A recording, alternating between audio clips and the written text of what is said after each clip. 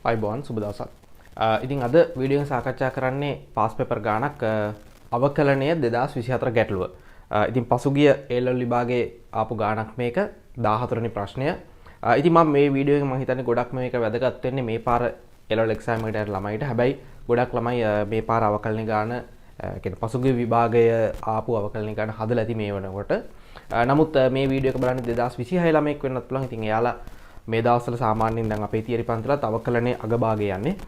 ඉතින් අවකලනේ පාඩම ආවරණය කරගෙන නැත්තේ මං හිතන්නේ බොහෝ දුරට. ඉතින් ඒ ළමයිටත් මේ පාස් පේපර් ගානෙන් දෙයක් ඉගෙන ගන්න පුළුවන්.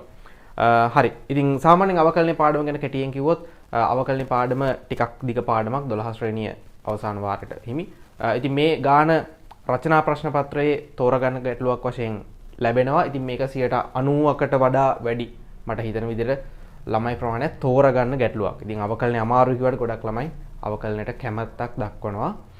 ඉතින් එහෙම අමාරු පාඩමකුත් නෙමෙයි අත්‍තරම මේ වීඩියෝ එකේදී මම ගොඩක්ම හැබැයි තියරි කොටස් විස්තර කිරීම කරන්න යන්නේ නැහැ. මොකද වීඩියෝ එක ටිකක් දිග වෙන නිසා තියරි ආවරණය නොකරගත්තු ළමයි පොඩ්ඩක් තියරිත් බලලා මේ වීඩියෝ එක බලනවා නම් වැඩි හොඳයි.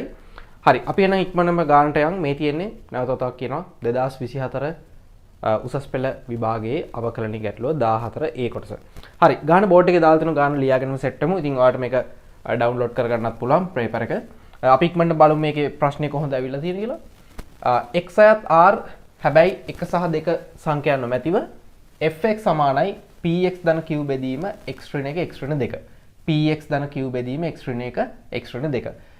ලෙස ගනිමු. මෙහි pq තාත්වික සංඛ්‍යාවේ සුපුරුදු පරිදි අපිට තියෙනවා ළමයි මේකේ ප්‍රස්ථාරයට ස්ථාවර ලක්ෂයක් දීලා තියෙනවා බිංදුව 1 දී. ඉතින් ස්ථාවර ලක්ෂයක් කියන්නේ අපි හැරුම් ලක්ෂයක් කියලා සාමාන්‍ය දහසින් නම් කරන්නේ එහෙම. අපිට මුලින්ම මෙන්න මේ නියත දෙක හොයාගන්න තියෙනවා. ඒ වගේම නියත දෙක හොයාගත්තට පස්සේ ඔයාලට මේකේ ව්‍යුත්පන්නය නැත්නම් අපි කියන්නේ අවකල සංගුණකය dy dx කියලා කියන්නේ f'(x) කිව්වත් නිවැරදි. මෙන්න මේක අපිට හොයාගන්න පුළුවන්. නැවත වතාවක් ප්‍රශ්න පත්‍රයේම සඳහන් වෙනවා 1 සහ 2 වෙන්න බෑ. මොකද ඒක ශ්‍රිතේ නොපවතින ලක්ෂ. ඊට පස්සේ අපිට වැඩි වෙන හා අඩු වෙන ප්‍රාන්තර දක්වමින් ස්පර්ශෝන්මුඛ හැරුම් ලක්ෂ දක්වමින් ස්ථාවර ලක්ෂ දක්වමින් අපිට මේකේ ප්‍රස්ථාරයේ දාලා සටහනක් ඇඳ ගන්න තියෙනවා. ඉතින් සුපුරුදු පරිදි අවසාන කොටසේ පොඩි ප්‍රශ්නයකුත් අහනවා. ප්‍රස්ථාරය ඇඳලා ඉවර වුණාට පස්සේ මේ තාත්වික විසඳුම් කීයක් තියෙද වගේ අදහසක්. අපි මේ කොටස බලමු. මුලින්ම ගන්න ලියා ගන්න. ඉතින් ඔයාලට මේක පේපර් එක ලේසියෙන් හොයාගන්න පුළුවන් වෙයි. හරි. අපි මුලින්ම ප්‍රශ්නෙට යමු. හරි. ගානේ මුලින්ම දීලා තියෙනවා මේ fx රිතයට තියෙනවලු 0.1 දී හැරුම් ලක්ෂයක්. 0.1 දී හැරුම් ලක්ෂයක්. එහෙම නැත්නම් අපි කියන්නේ ස්ථාවර ලක්ෂයක්. දැන් පුතාලා මෙහෙමයි. මේ කියන කොටසෙන් අපිට ප්‍රධාන කරුණු දෙකක් අපිට හිතා ගන්න පුළුවන්. නැත්නම් ප්‍රධාන කරුණු දෙකක් අපිට හැඟ වෙනවා. එකක් තමයි මේ ශ්‍රිතයේ බිඳුවේදී එක හරහා යන්න ඕන. දැන් අපි හැරුම් ලක්ෂයක් හරි මොකක් හරි විශේෂ ස්ථානයක්නේ පසු කරන්නේ. අනිවාර්යෙන් මේ 0.1 දී යන්න ඕන. එතකොට මේ ප්‍රස්ථාරයේ අපි අවකලනය සම්බන්ධ කොටස් සියල්ලම අමතක කරත් ඔයාලට තේරෙන්න ඕන ළමයි x සමාන බිඳුවේදී ශ්‍රිතයේ යගේ එකක් බවට පත් වෙනවා.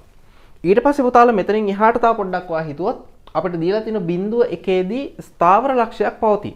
කෙටියෙන් කිව්වොත් 0.1 දී ඔයාගේ ප්‍රස්ථාරය දැන් මම මේ අඳින්න ඇත්තටම දල හැඩයක් මේක නිවැරදි හැඩය නෙමෙයි.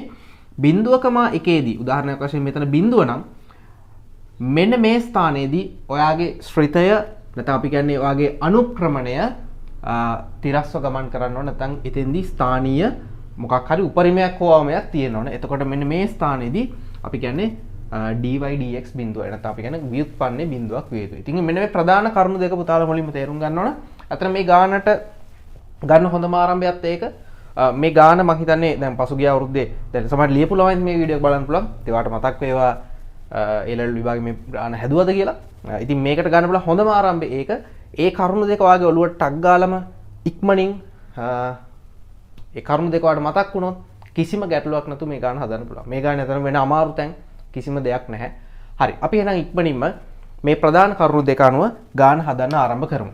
හරි. මම මෙන්න මේ ආකාරයට ආරම්භ කරන්නම්. 0.1 දී 0.1 හරහා යන බැවින් ඊටම ලේසි මේ කොටස 0.1 හරහා යන බැවින් අපි ලියනවා f බිඳුව 1 විය යුතුයි. ඉතින් පුතාලා මේක ඉතා පැහැදිලි. x සමාන බිඳුවේදී අනිවාර්යයෙන් මේ ශ්‍රිතයට එකක් ලැබෙන්න ඕන. හරි අපි බිඳුව ආදේශ කරමු. එතකොට මෙතන බිඳුවයි q අගය ඔබට ලැබෙනවා. බිංදුව ඍණ 1 ඍණ 1යි බිංදුව ඍණ 2 ඍණ 2යි. ඉතින් බොහොම සරලයි. ඉතින් ඔබට q සමානයි 2යි කියලා පිළිතුරක් ලබා ගන්න පුළුවන්. මම හිතන්නේ ප්‍රශ්නේ මේ පිළිතුර අපිට දීලා තියෙනවා q සමාන 2 බව පෙන්වනවා. right. දැන් අපිට තව එක ගැටලුවක් තියෙනවා. p යගේ තවමත් ලැබුණේ නැහැ. හරි. අපි එහෙනම් මුලින්ම මේක අවකලනය කරමු. f'(x) අපිට හොයාගන්න පුළුවන්. ඊටම ලේසි. බෙදීමක් අපිට අවකලනය කරන්න තියෙන්නේ. බෙදීමක් අවකලනය කරන්න තියෙන්නේ. ඉතින් අපි දන්නවා x ඍණ 1 වර්ග x ඍණ 2 වර්ගයෙන් අපිට මේ ආකාරයට ලියා ගන්න පුළුවන්. x ඍණ 1 x ඍණ 2 වතාවක් මෙතනින් p ලෙස අපිට ලැබෙනවා. ඊට පස්සේ අපි මේක පැති මාරු කරලා ඍණක් දාලා px ධන q. ඔයාලට ඕන නම් මෙතෙන්දි q ට දෙකේ ලක්ම දාගන්නත් පුළුවන්. මොකද q අපි දැනටමත් හොයාගෙන තියෙන්නේ. ඉතින් ඒක අපි ඊළඟ පියවරේදී කරන්නේ. මෙතන අවකලනයක් යනවා x ඍණ 1 වතාවක් 1 ධන x ඍණ 2 වතාවක් 1. x ඍණ 1 වතාවක් 1 ධන x ඍණ 2 වතාවක් 1. right. ඉතින් මේ ආකාරයට අපිට අවකලන ලියා ගන්න පුළුවන්. ඉතින් මේකට සැලකිලි ලකුණු ප්‍රමාණයක් හම්බ වෙනවා. ඊටාම ක්‍රමානුකූලව නැත්නම් අපි කියන්නේ පරිස්සමින් කරගන්න ඕන පේලිය මෙන්න මේ පේලිය. හරි. ඊට පස්සේ පුතාලා මේක සුළු කරගමු. මෙතනින් අපිට එනවා p වතාවක් x වර්ග ඍණ 3x ධන 2ක්.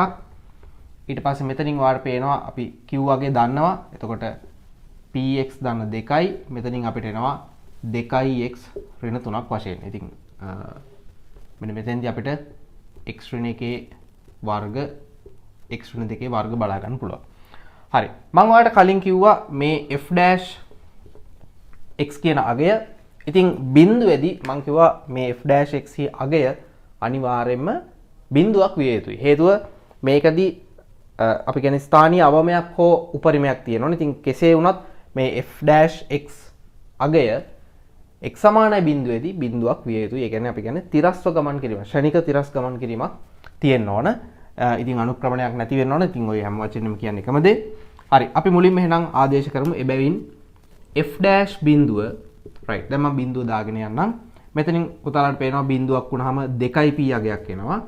මෙතනින් බිඳුවක් වුණාම 2 පමණයි ඉතුරු වෙන්නේ. මෙතනින් අපිට ඍණ 3ක් පමණයි ඉතුරු වෙන්නේ. මෙතන බිඳුව වුණොත් 1යි.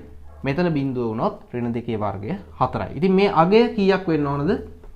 අගය අනිවාර්යයෙන්ම බිඳුවක් විය යුතුයි. ඉතින් ඒකට ඉතින් බොහෝ පැහැදිලි. අපිට මෙතනින් එනවා පිළිතුර 2p ඍණ 6ක් විය යුතුයි.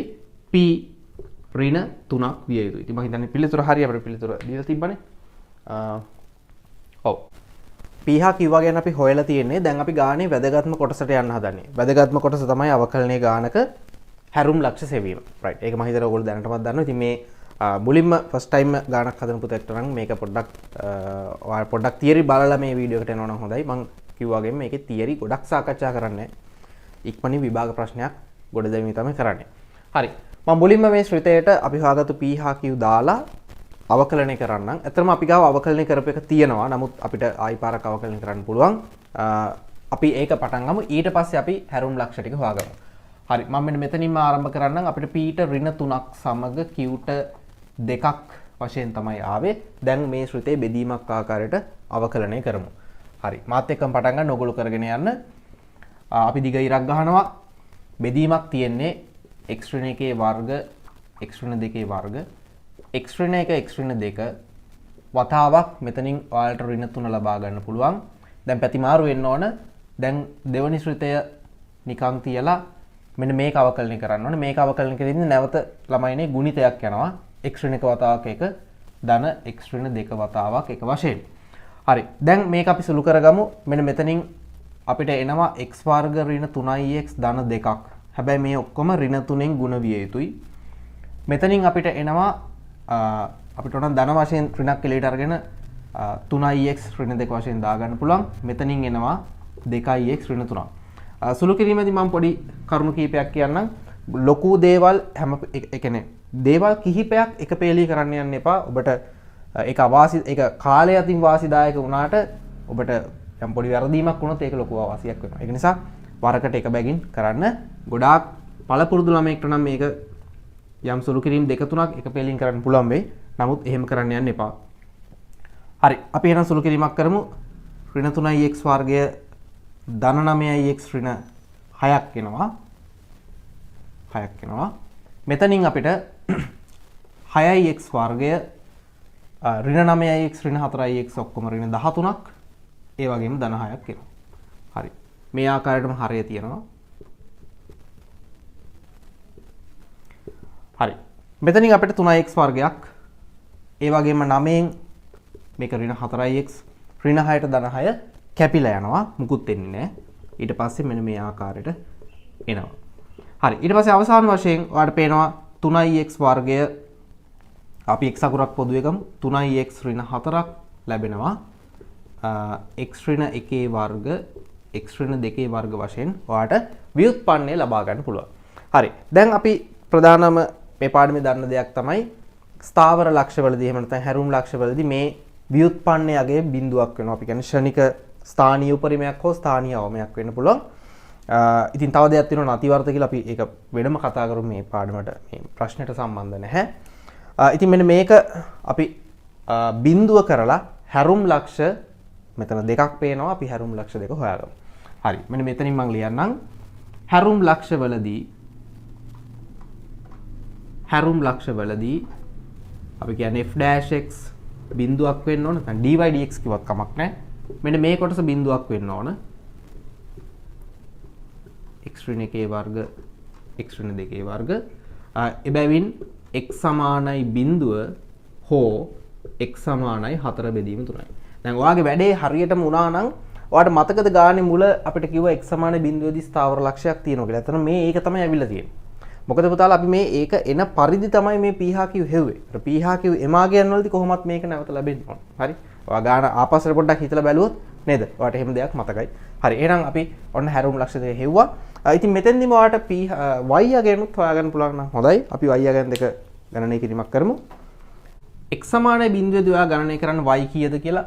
ඉතින් අපිට x සමානයි බිඳුව දැම්මොත් y ට එනවා බිඳුවයි මෙතන 2යි මෙතන 2යි. 2 බෙදීම 2 එකක්. y සමානයි 1ක් කියලා ඔයාලට පිළිතුර හම්බ වෙනවා.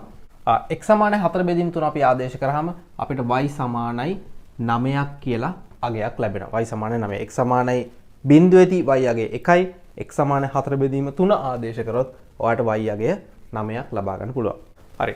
දැන් ගානේ අපි ස්ථාවර ලක්ෂ නැත්නම් හැරුම් ලක්ෂ හොයලි ඉවරයි. ඒ වගේම pq හොයලි ඉවරයි. අවකලනය කරලි ඉවරයි.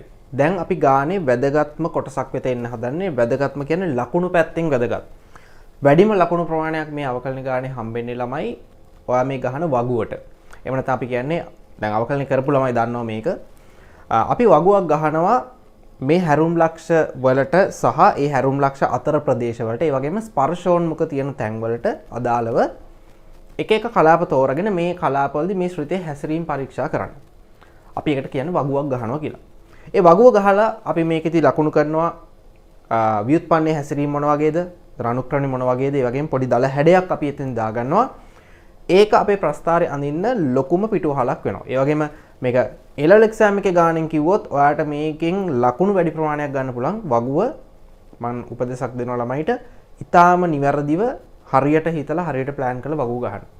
හරි. මම මෙතනදී ප්‍රධාන කරුණු කීපයක් මගේ අතින් කියවනවා. ඒවත් ඔයාලා හොඳට අවබෝධ කරගන්න.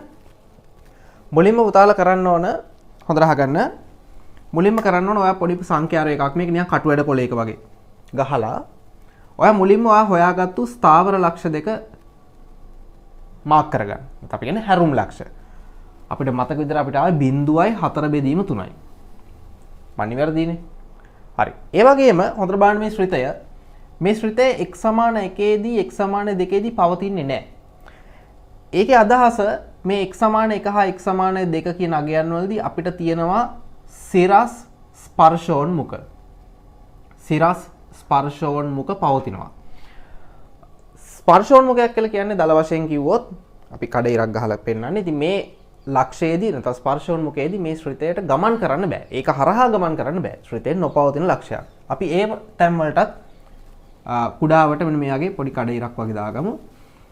ඉතින් මෙන්න මෙතන 1 වඩ පේනවා ස්ථාවර මේ ස්පර්ශෝන්මුඛයක් තියෙනවා 1 කියලා. ඒ වගේම මේක 1.0 ගානක් ඊට එහා පැත්තෙන් තමයි 2 පිහිටන්න ඕනේ. එහෙනම් මෙන්න මේ ආකාරයට 2 කියන ස්ථානෙත් අපිට ස්ථාවර ස්පර්ශෝන්මුඛයක් පිහිටනවා. හරි. අපි දැන් බලමු කලාප කීයක් තියෙද කියලා. බිඳුවට වඩා කුඩා කලාපයක් තියෙනවා. බිඳුවටත් අපි තව එක තීරුවක් දාගන්න ඕන.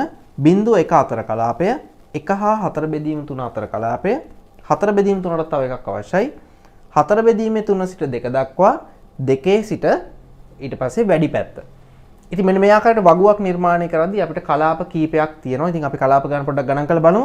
1යි 2යි 3යි 4යි 5යි 6යි 7යි. ඉතින් අපි කලාප 7ක් තියෙනවා. ඉතින් අපි වගුව කොටස් 7කින් දාගමු. ඉතින් සමහර අවස්ථාවල අපි මේ වගුව කලාප 7කින්ම දාන්නේ නැහැ. සමහර කලාප හැසිරීම එක වගේ නම් පොදුවේ ගන්නවා. නමුත් මම නම් උපදෙස් දෙන්නේ මේ කලාප 7කින් මේක ගන්න. ඉතින් උපරිම වශයෙන් ගන්න. එතකොට ඔයාලට පොඩ්ඩක්වත් වරදින්න නැතුව ගාන හදන්න පුළුවන්. හරි. අපි ඉක්මනින් වගුවක් ගහලා බලමු මේක කොහොමද එන්නේ කියලා.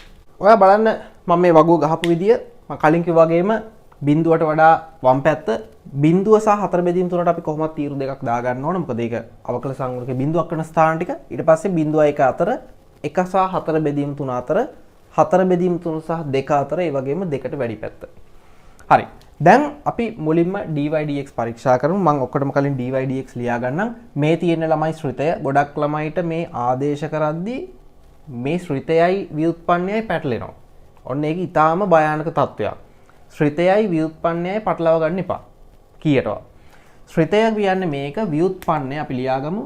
ඔයාලට මතක නම් ව්‍යුත්පන්නය අපිට ආවේ x වතාවක් 3x ඍණ 4 බෙදීම x ඍණ 1 වර්ග x ඍණ 2 වර්ග. ව්‍යුත්පන්නයයි ශ්‍රිතයයි පටලවා ගන්න එපා. හරි. අපි මුලින්ම මෙන්න මේ හැරුම් ලක්ෂ වලට බිඳුවක් දාගමු. මොකද මේකේ තියෙන dy/dx බිඳුවයි. ඊට පස්සේ ඔයා දෙකට වැඩි අගයක් උපකල්පනය කරන්න. ඔයා කැමති අගයක් අපි සාමාන්‍යයෙන් 10 වගේ එකක් දාලා බලමු. අනිවාර්යයෙන්ම හරය ධනයි. ඉතින් දෙකට වැඩි අගයක් දැම්මොත් අනිවාර්යයෙන්ම ඔබට ධන අගයක් ලැබෙන්නේ. ඉතින් ධන අගයක් කියලා දැම්මම ඇති. ඔයා ආදේශ කරන අගේ වැඩක් නැහැ. අපිට ලකුණ තමයි වැදගත් වෙන්නේ. හරි. ඊට පස්සේ අපි බිඳුවට අඩු අගයක් උපකල්පනය කරමු. ඉතින් බිඳුවට අඩු අගයක් වශයෙන් මම ඍණ 1 වගේ එකක් පාවිච්චි කරන්නම්. ඉතින් මෙතෙන්දි ඍණයි මෙතෙන්දි ඍණයි ඍණ සමග අපිට ධන වශයෙන් බලා ගන්න පුළුවන්. ඊට පස්සේ අපි මෙන්න මේ අතර කලාප වලට අගයන් 3ක් උපකල්පනය කරලා ලකුණු පරීක්ෂා කරන්න ඕන. මම භාගය කියන එක දාලා බලන්නම්. භාගය දැම්මොත් අපිට එනවා ඍණ අගයක්. ඊට පස්සේ අපි 4 බෙදීම 3ට වඩා අඩු අගයක් දාමු. එකට වඩා වැඩි. ඉතින් 1.2 වගේ අගයක් අපි යෝජනා කරමු. ඉතින් 1.2 වගේ එකක් දැම්මොත් අපිට ඒ ඍණ අගයක් බලා ගන්න පුළුවන්. 4 බෙදීම් 3ට වැඩි. අපි 1.5 වගේ අගයක් යෝජනා කරමු. 1.5 දැම්මොත් ඔබට ධන අගයක් බලා ගන්න පුළුවන්. හරි. මෙන්න මේ ආකාරයට දල වශයෙන් අගයන් උපකල්පනය කරමින් ඔබ නිවැරදි ආකාරයට වගුව ගහ ගන්න. ඒ වගුවේ සඳහන් වෙන්නේ මම නැවතතාවක් කියනවා. ශ්‍රිතය නෙමෙයි ව්‍යුත්පන්නය පාවිච්චි කරලා ලබාගත් ව්‍යුත්පන්නයේ ලකුණ. හරි. මම ඒ වගේම තව දෙයක් ඔයාලට මෙතනදී කියන්නම්. මේක කරන්න මේකට ලකුණු ලබා දෙන්නේ නැහැ. නමුත් මම හිතන්නේ ඔබගේ නිර්වද්‍යතාවයට මේක අනිවාර්යයෙන්ම හොඳයි. මෙන්න මේ ධන සහ ඍණ වල පොඩි ඉරි කෑල්ලක් මගින් මේකේ අනුක්‍රමණයේ හැඩය දල වශයෙන් ලකුණු කරලා පෙන්නන්න. උදාහරණයක් වශයෙන් මේ විදිහට ධන අනුක්‍රමණයක් මෙන්න මේ වගේ හැසිරීමක් පෙන්වනවා. බිඳුව කියන්නේ තිරස් රේඛාවක්. ඍණ හැසිරීමක් මේ වගේ. බිඳුව නැවත මේ වගේ. ඒ වගේම ධන හැසිරීමක් මෙන්න මේ ආකාරයට බලා ගන්න පුළුවන්. එතකොට ඔයාලට පොඩි අදහසක් ගන්න පුළුවන් මේ ප්‍රස්ථාරය අඳහා මොන වගේ ඉද කියලා. ඒක තමයි අතරම අපේ අරමුණ. දැන් අපිට තියෙන්නේ වගුව නිර්මාණය කළ අවසන්. දැන් අපිට තියෙන්නේ ප්‍රස්ථාරය අඳින්න. මේ ප්‍රස්ථාරය අඳිද්දී ඔයාට මේකේ ලබාගත්තු අගයන් ඊටාම වැදගත් වේවි. අපේ දැන් ප්‍රස්ථාරයට අදාළ සියලුම තොරතුරු නිර්මාණය කරලා තියෙන්නේ. වගුව නිර්මාණය කරා ඊට පස්සේ අපි මේකෙදි උපරිම අවම තීරණය කරලා තියෙනවා. ඒ වගේම අපි හැරුම් ලක්ෂ තීරණය කරලා තියෙනවා. ඒ වගේම මම තව දෙයක් ඔයාලට කියන්නම්. මම මේ කියන කාරණාව මම හිතන්නේ ගොඩක් වැදගත් වෙන ටිකක් අවකලනයට අලුත් ළමයෙක්ට අත්දැකීම් ප්‍රශ්න පත්‍ර හදලා අත්දැකීම් තියෙන ළමයට ගැටලුවක් නැහැ. අපි මේ ප්‍රස්ථාරය අඳිද්දී අපිට තියෙනවා අන්ත ලක්ෂ දෙකක් පරීක්ෂා කරන්න. ඒ කියන්නේ මේ ශ්‍රිතයේ ධන අනන්තයේදී මොන වගේ හැසිරීමක් වෙයිද? මේ ශ්‍රිතයේ ඍණ අනන්තයට යද්දී මොන වගේ හැසිරීමක් වෙයිද? අපිට මේක හැබැයි ප්‍රස්ථාරය අඳිද්දී තේරුම් ගන්නත් පුළුවන්. ඇඳගෙන යන අතරේ මේ ගණන් දෙක හදන්නත් පුළුවන්. ඒ වගේම ගණන් දෙක හදලා අඳින්නත් පුළුවන්. ওই ක්‍රම දෙකම ගැටලුවක් නැහැ. ඉතින් අපි මෙතෙන්දී මුලින්ම අන්තලක්ෂ පරීක්ෂාව කරලම ප්‍රස්ථාරය අඳින්න මට එතකොට එකවර ඔයාලට මේක ලස්සනට පැහැදිලි කරන්න පුළුවන්. ප්‍රස්ථාරය අඳින්න පුළුවන්. හරි. මොකද්ද මේ අන්තලක්ෂ පරීක්ෂාව කියන්නේ? පුතාලා මෙතනින් ගාණක් හදනවා. මේ ශ්‍රිතය ධන අනන්තයට යද්දි මොන වගේ වෙයිද? ඒ කියන්නේ x අනන්තය කරා ළඟා වෙද්දි මොන වගේ වෙයිද? ඉතින් අපිට මේක බලපු ගමන් පේනවා මේ ශ්‍රිතයේ හරයේ මාත්‍රය නැත්නම් අපි කියන හරයේ වැඩිම බලයේ වර්ගය නමුත් ලවයේ වැඩිම බලය 1. ඉතින් මේක අපි කියන්නේ නියම පරිමේය ශ්‍රුතයක් බවට පත් වෙනවා. ඉතින් මේක අනන්තය කරා ළඟා වෙද්දී මේක බිඳුව කරා තමයි ළඟා වෙන්නේ. ඉතින් අපි එහෙනම් වැඩිම බලයෙන් මේක මම එක ගානක් හරියට හදලා පෙන්නන්නම්. අපි වැඩිම බලයෙන් මෙතෙන්දී මේ සංඛ්‍යාව බෙදනවා. අපි x වර්ගයෙන් බෙදුවොත් ඍණ 3 යට x, ධන 2 යට x වර්ගය. මෙතෙන්දී 1 ඍණ 3 යට x සමග 2 යට x වර්ගය. ඉතින් අපි x අනන්තය කරා යද්දී මේක බිඳුවක් බවට පත් වෙනවා. ඒ වගේම මේක බිඳුවක් බවට පත් වෙනවා. ඉතින් මේක ඒ වගේම 1 ඊට පස්සේ මේක බිඳුව සහ බිඳුව බවට පත් වෙනවා. ඉතින් මෙතෙන්දී මේක ඍණ බිඳුවක් අපි ගන්න බිඳුව ඍණ පැත්තෙන් ස්පර්ශ වීම සිද්ධ වෙනවා. ඉතින් මේක ඔයාලට බලා ගන්න පුළුවන්. මෙතෙන්ට වඩා මෙතන x වර්ගයක් තියෙනවා. ඒතකොට අනන්තයේ වරක් අනන්තයේ වගේ එකක් අදහසක් වෙන්නේ. ඉතින් මේකට වඩා මේකේ ස්ථානීය අගය තරමක් විශාලයි. කියන්නේ සංඛ්‍යාත්මක අගය තරමක් විශාලයි. එතකොට ඍණ සංඛ්‍යාවක් තමයි ඍණමය බිඳුවක්. ඍණමය ශූන්‍යයක් තමයි අපිට ඉතුරු වෙන්නේ. ඉතින් මේක අනිත් පැත්තට හැදුවොත් අපි ලිමිට් x ඍණ අනන්තය කරා යද්දී අපි හැදුවොත් මෙන්න මෙතෙන් තමයි ආදේශ වෙන්නේ. ඉතින් මේක ඔයාලට පේන ධන බිඳුවක් බවට පත් වෙනවා. මේකත් ධන බිඳුවක් බවට පත් වෙනවා. ඉතින් මේ ටික කොහොමත් එකයි. එක බවට තමයි පත් වෙන්නේ. ඉතින් බිඳුවක් එකට බෙදුවොත් මේක බිඳුව කරා තමයි යන්නේ. නමුත් අපි කියන්නේ බිඳුව ධනමය ආකාරයට. ඉතින් 0+ ආකාරයට තමයි මෙතන ළඟා වෙන්නේ. ඉතින් අපි මේවා ප්‍රස්ථාරේ අඳිද්දිත් අපිට යම් ප්‍රමාණයකින් තේරුම් ගන්න පුළුවන්. නමුත් මම පුතාට මේ ගණන් දෙක මුලින්ම හැදෙව්වේ මේ ගානත් පොඩ්ඩක් ලිමිට් ගානක් වශයෙන් කියලා දෙන්න ඕන නිසා මේ ගණන් දෙක හදලා අපි ප්‍රස්ථාරය අඳින්න තමයි දැන් සූදානම් වෙන්නේ. හරි. අපි දැන් බලමු කොහොමද ප්‍රස්ථාරය අඳින්නේ කියලා. ඔයා මුලින්ම කරන්න ඕන හැරුම් ලක්ෂ දෙක හරියටම ලකුණු කරගන්න 4 බෙදීම 3ේදී 9යි. ඒ වගේම බිඳුවේදී 1යි. අපි මුලින්ම පටන් ගන්න. ඉතින් මේක එක එක ආරම්භ ගන්නවා. ඉතින් අපි එක එක විදිහට මේක කියලා දෙන ගුරුවරු ඉන්නවා. ඉතින් එහෙම ප්‍රශ්නයක් නැහැ. ඔයා මුලින්ම පුතාලා වගුවෙන් තීරණය කරන්න මෙන්න මේක ස්ථානීය අවමයක්. හොඳට තේරුම් ගන්න. 4 බෙදීම 3 දෙපැත්තේ තියෙන අනුක්‍රමණය ඔයා මෙතන ඇඟිල්ලෙන් යා කරලා බැලුවොත් මෙන්න මේ ආකාරයේ හැඩයක් තියෙන්නේ. ඉතින් එහෙනම් මෙන්න මෙතෙන්දී අපිට ස්ථානීය අවමයක් බලා ගන්න පුළුවන්. මම කුඩා කොටසක් මෙහෙම අඳගත්තා. ඔයාලට අදහසක් ගන්න පුළුවන්. ඒ වගේම මෙන්න මෙතෙන්දී අපිට ස්ථානීය උපරිමයක්. පුතාලා මෙහෙම ඇඟිල්ලෙන් මෙහෙම අඳලා බලන්න මේ. අර මං කියවනේ පොඩි ඉරි කෑල්ලක් දාන්න කියලා. අන්න ඒකේ අදහස ඒක. එතකොට මෙතන ස්ථානීය උපරිමයක් වශයෙන් ඔන්න බලා ගන්න පුළුවන් මෙන්න මේ ආකාරයට. හරි. දැන් අපි මේක ඉදිරියට අරගෙන යනවා. එහෙම යද්දී අපි සැලකිය යුතු ස්ථාන දෙකක් තියෙනවා. අපේ ස්පර්ශෝන්මුඛ ඒ කඩයිරි අපි කියන්නේ ක්‍රොස් කරන්න බෑ. ඒ කඩයිරි හරහා වාට යන්න බෑ. හරි. මම මෙන්න මේ ආකාරයට යනවා ස්පර්ශෝන්මුඛය දක්වා. ඊට පස්සේ ස්පර්ශෝන්මුඛයේ දිගේ ඉදිරියට යනවා. ඒ වගේම මෙන්න මෙතනත් ඒ ආකාරයටම ස්පර්ශෝන්මුඛයේ දිගේ අපිට ගමන් කරන්න සිද්ධ වෙනවා. මේක කඩේරේ ගාවන්නවත් කඩේර ඡේදනය කරන්නවත් එපා.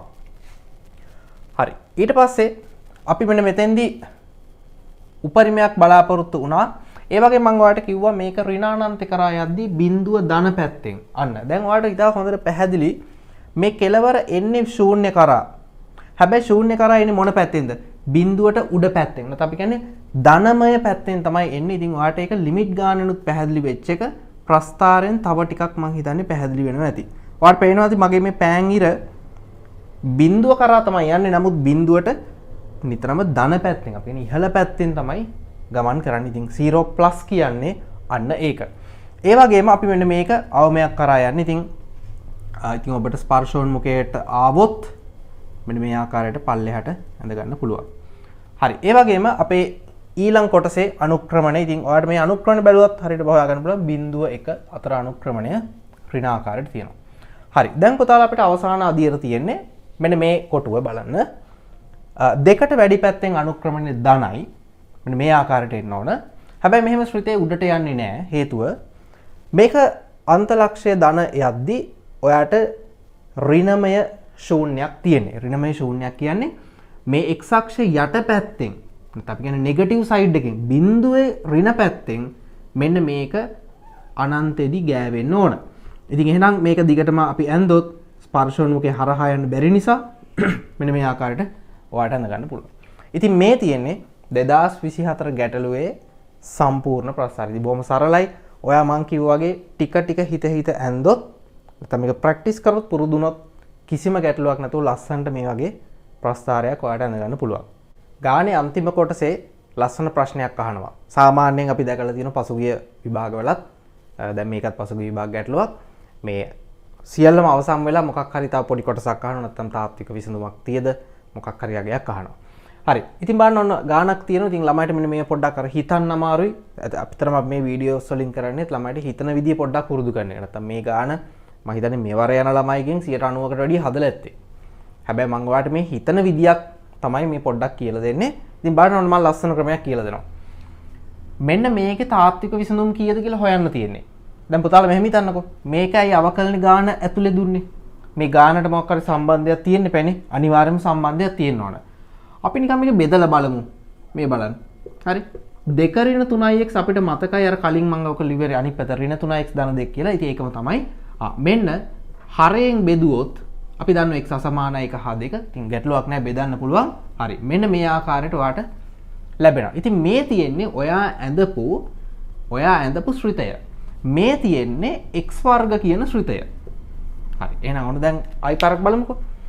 මේක බෙදුවට පස්සේ මේ තියෙන ඔයා ඇඳපු ශ්‍රිතය. මම මේ රතු පාටින් ඇඳලා තියෙන්නේ. මම මේ රතු පාටින් ඇඳපු ශ්‍රිතය මේ තියෙන්නේ. අපේ දැන් මේ ගානේ මාතෘකාව උනේ අන්නේ ශ්‍රිතය. ඒ ශ්‍රිතය x වර්ගයට සමාන වෙන තැන්වලදී ලැබෙන විසඳුම් තමයි මේක විසඳුම් වෙන්නේ. හරි. මේ ශ්‍රිතය x වර්ගයට සමාන වෙන යම් තැන් ටිකක් ඇතිනේ. ඇතිද කියලා අපි බලමු. එහෙම තිබුණොත් අන්න ඒක තමයි මේක විසඳුම. ආයි පාරක් කියන්න. මේ තියෙන ඔයාගේ fx ඇඳපු එක. මේ තියෙන x වර්ගය. ඉතින් මේක x වර්ගයට සමාන වෙන්න ඕන. මම හිතන්නේ පොඩි කාලේ ඇඳපු ප්‍රස්ථාරයක් මේ x වර්ග කියන්නේ අපි ඇඳලා බලමු. y සමාන x වර්ග කියන හරිම ලේසි. අපි කියන්නේ පරාවලයක් එන්නේ. හරිද? පරාවලයක් එන්නේ. ඉතින් පරාවලයක් එන්නේ. ඉතින් මෙන්න මේ ආකාරයට තමයි මේ පරාවලය යන්න ඕන. හරි. ඔන්න ඔය විදියට මේ පරාවලය යන්න ඕන. හැබැයි මෙතනදී පොඩි ගැටලුවක් තියෙනවා. y සමාන x වර්ග පරාවලය එකේදී එක හරහා යන්න ඕන. එතකොට මෙන්න මේ ශ්‍රිතයෙන් මේක එකේ අගය හරිනම් කැපෙන්න ඕන. දැන් මගේ මේ පරිමාණය අනුව මම එහෙම කපලා නැහැ. මම දල වශයෙන් හැඩයක් ඇඳලා තියෙන්නේ. එතකොට එකේදී මේ තියෙන එකේදී 9යි එකේදී 1. මෙන්න මේ ලක්ෂ්‍ය හරහා යනවා. එතකොට පරාවලය මෙන්න මේ ආකාරයට තමයි නිර්මාණය වෙන්නේ. ඉතින් ඒක ගැටලුවක් නැහැ. හරි. දැන් අපිට ඕන මෙන්න මේක මේ අගය අපේ ප්‍රස්ථාරය සමග කැපෙන තාත්වික විසඳුම්. නැත්නම් අපි කියන්නේ ලක්ෂ කීයක් තියද? ඉතින් ඔයාලට පේනවා කිසිම ගැටලුවක් නැහැ. මෙන්න මේ ආකාරයට කැපෙන ලක්ෂ ඔයාලට දෙකක් හොයාගන්න පුළුවන්. ඉතින් අපෙන් ඒ ලක්ෂ අහන්නේ නැහැ. ගණනය කිරීම අහන්නේ නැහැ. අපිට අහන්නේ ඒවා කීයක් තියද? එහෙනම් අපි ලියන පුතාලා කැපෙන ස්ථාන දෙකක් නිසා ප්‍රස්ථාර කැපෙන ස්ථාන දෙකකි. එබැවින් තාත්වික විසඳුම් දෙකකි. ඉතින් ගානේ මම හිතන්නේ අවසාන ලකුණු 5 හෝ 10 මෙතෙන්ට වෙන් වෙන්න ඕන. හරි. ඉතින් මේ ආකාරයට අපිට ප්‍රධාන වශයෙන්ම මේ ගාන ඉගෙන ගත්තේ අවකලන ගානක් කොහොමද ලස්සනට ප්ලෑන් කරන්නේ. හරි. මම හිතන්නේ ලකුණු ගොඩක් මගහැරෙන තැන් කීපයක් මගේ අතින් ඔයාලට කියවුණා. ඒ තැන් පරිස්සම් වෙන්න. වගුව හදද්දි ලස්සනට පිළිවෙලට හදන්න. ප්‍රස්ථාරය අඳිද්දි පුළුවන් තරම් පිළිවෙලට අපි කියන්නේ ගොඩක් ලස්සනනේ පිළිවෙලට හදන්න. මේ කඩේ එහෙම හොඳට පෙන්වන්න, ඉලක්කම් ලස්සනට පෙන්වන්න. හරි.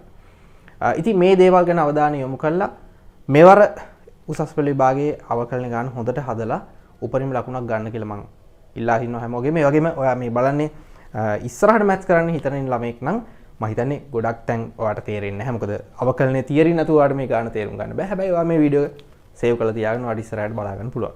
හරි. 2026 ළමෙක් නම් මේ දවස්වල පාඩම කවර් වෙමින් පවතිනවා. එයාටත් මේක වීඩියෝ එක වැදගත් වෙයි ඉස්සරහට. හරි. එහෙනම් අපි තව වීඩියෝ එකකින් හමු වෙමු. ඉතින් මේක වාගේ යාළුවෙක්ට පුළුවන් නම් ෂෙයා කරලා මේ පාරේ A-level exam එක ලියන යාළුවෙක් යාළුවෙක් තව ගොඩ දාන්න පුළුවන් නම් වැඩිය හොඳයි. ඉතින් ඒක අපේ මේ වීඩියෝ එකේ එක බලාපොරොත්තුවක්. බොහොම ස්තුතියි.